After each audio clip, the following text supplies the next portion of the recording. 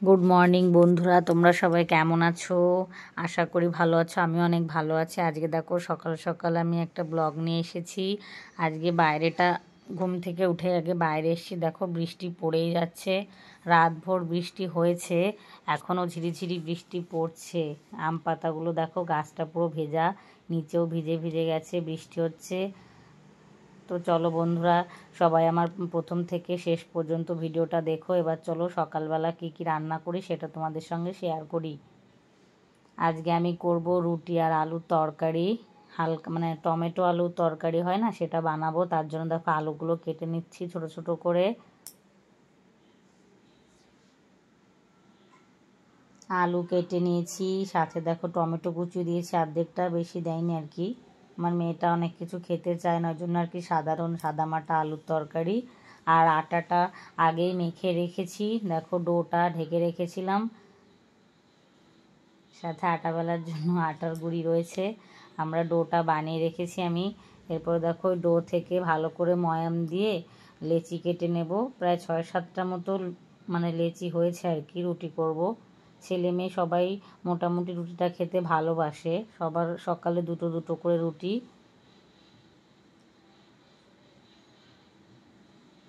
রুটিগুলো লেচি কেটে সাইডে রেখে দিয়েছি।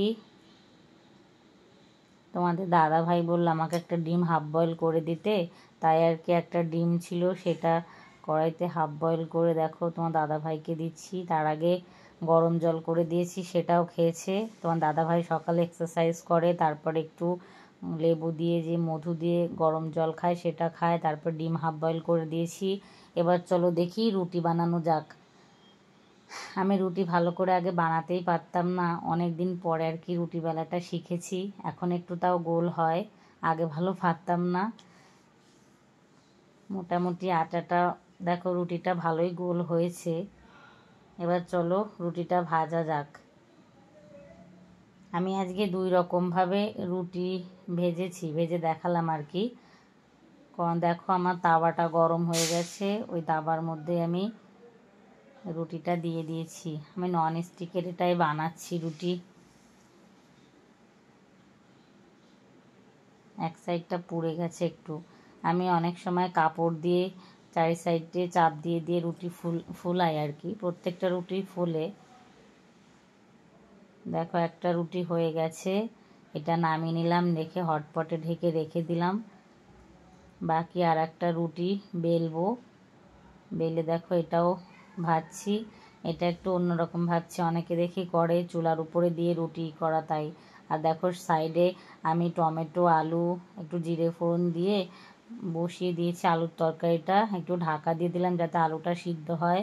ওর ভেতরে লবণও দিয়ে দিয়েছি। এবার দেখো আর একটা রুটি দেখো কি সুন্দর ফুলে গেছে।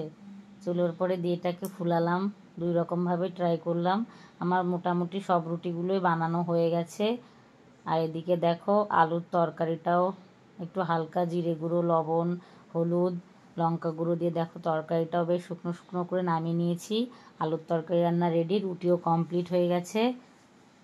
এবার আর কি আমরা সকালের খাওয়া দাওয়াটা কমপ্লিট করে আজকে আমার মেয়ে স্কুলে যাবে চিলড্রেন্স ডে, যার জন্য দেখো প্রায় 9টা বাজতে 9:15 মতো আর কি ছিল, তখন খাওয়া দাওয়া করে মেয়েটাও রেডি হয়ে গেছে। ওকেও লাঞ্চে আজকে আলু তরকারি আর রুটি রুটি দিয়েছি। তো চলো, মেয়েটা এখন স্কুলে যাচ্ছে। আজকে আর কি এক্সাম নেই, সকালবেলা ভীষণ বৃষ্টি ছিল, এখন দেখো বৃষ্টিটা নেই। এখন আমার মেয়ে স্কুলে যাচ্ছে, তোমাদের দাদা ভাই ছেড়ে দিয়ে দোকানে যাবে।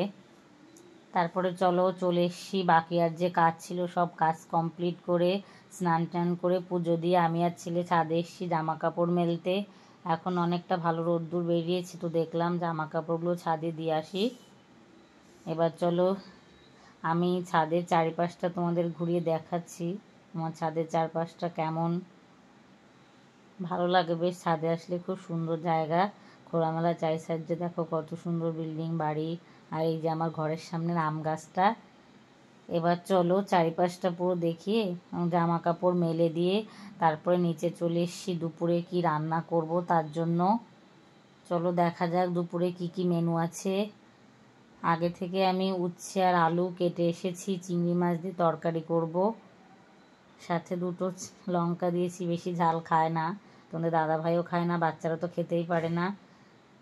চলো আজকে দেখো উচ্ছে আর আলুর তরকারি করেছি, সাথে আছে বাঁধাকপি ভাজা, বিটরুট ভাজা।